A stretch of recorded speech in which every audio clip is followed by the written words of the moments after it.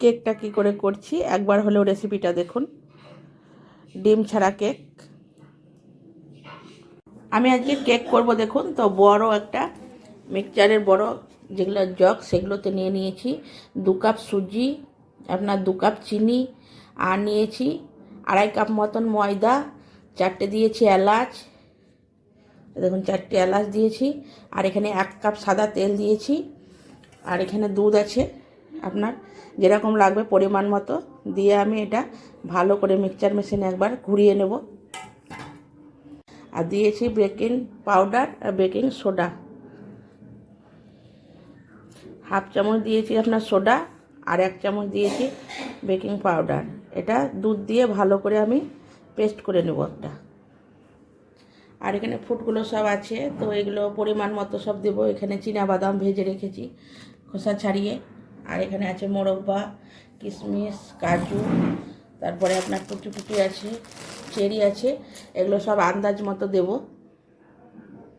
তো আমি দেখুন বড়টাতে অনেকটা দিয়ে ফেলেছিলাম, কিছুতেই হচ্ছিল না, তারপরে ফের আবার ছোটোটাতে নিয়ে করলাম।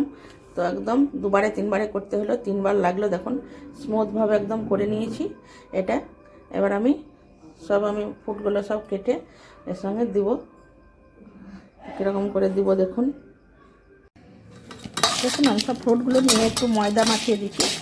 তো ময়দা মাখালে কী হবে, মানে তল ওপর গোটাটাতেই থাকবে, ওই জন্য দেখুন এটার উপরে দিয়ে দিব। আর 1 প্যাকেট কিন্তু ইনোটাও দিব, তাহলে খুব সুন্দর ভালো ভাববে।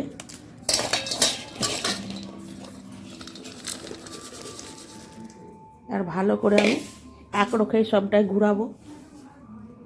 তো দেখুন আমি এক রোখে একদম ঘুরে নিয়েছি সুন্দর করে।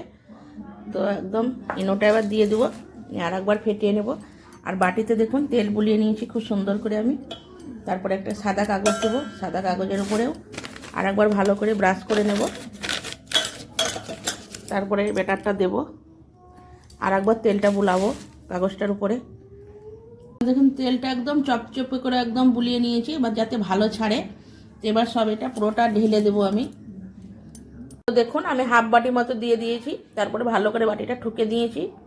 এবার আমি বসিয়ে দেবো। কুকারটা গরম করতে দিয়েছিলাম, স্ট্যান্ড বসিয়ে দিয়েছি। এবার ভালো করে এর মধ্যে বসিয়ে দেবো আমি। তো দেখুন আমি ঢাকনা একদম সিটি খুলে ঢাকনা লাগিয়ে দিয়েছি। তো দেখুন আমি এবার প্রেসার কুকারটা খুলছি, কীরকম হয়েছে দেখি। বাহ, খুব সুন্দর একদম ফুলে গেছে দেখুন, দারুণ দারুণ হয়েছে। আমি কিন্তু কাটি ফুড়ে করে বারবার দেখিওনি, খুলেওনি। আমার ছেলের কথা শুনে ছেলে বললো এখন মোটামুটি তুমি গ্যাসটা কমিয়ে 1 ঘন্টা মতো রেখে দাও, দেখো হয়ে যাবে। দেখুন খুব সুন্দরভাবে হয়েছে। তো দেখুন আমি কেকটা একদম প্রেসার কুকার থেকে বার করে নিয়েছি। এবার আমি দেখাচ্ছি, সাইডগুলো কেটেও নিয়েছি চাকু দিয়ে। এবার দেখাচ্ছি কেটে কেমন হয়েছে। পেছন দিকটাও দেখুন খুব সুন্দর হয়েছে, আর সামনের দিকটাও খুব সুন্দর হয়েছে। এবার কেটে দেখি কেমন হয়েছে। কেটে নিয়েছি, এখনও দেখুন গরম ভাপ উঠছে, মানে আমার একদম খুব ভালো করে ঠান্ডা হয়নি। তো ভেতরটা দেখাবার জন্য আপনাদেরকে কাটলাম।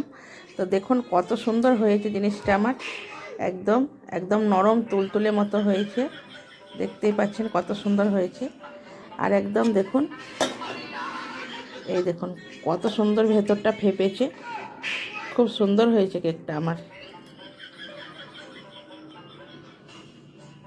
দারুণ হয়েছে। এরকম করে একবার দেখবেন করে। বন্ধুরা দেখতে পাচ্ছ কেকটা কত সুন্দর হয়েছে। রেসিপিটা তোমরা দেখে নেবে কত সুন্দরভাবে হয়েছে। কালকে ক্রিসমাস ডে, তো ক্রিসমাস ডে কেকটা দেখতে পাচ্ছ, গরম গরম কেকটা যা লাগছে। এরকম করে তোমরাও বানাও, নিশ্চয়ই ভালো হবে। একবার ট্রাই করে দেখো এরকম করে।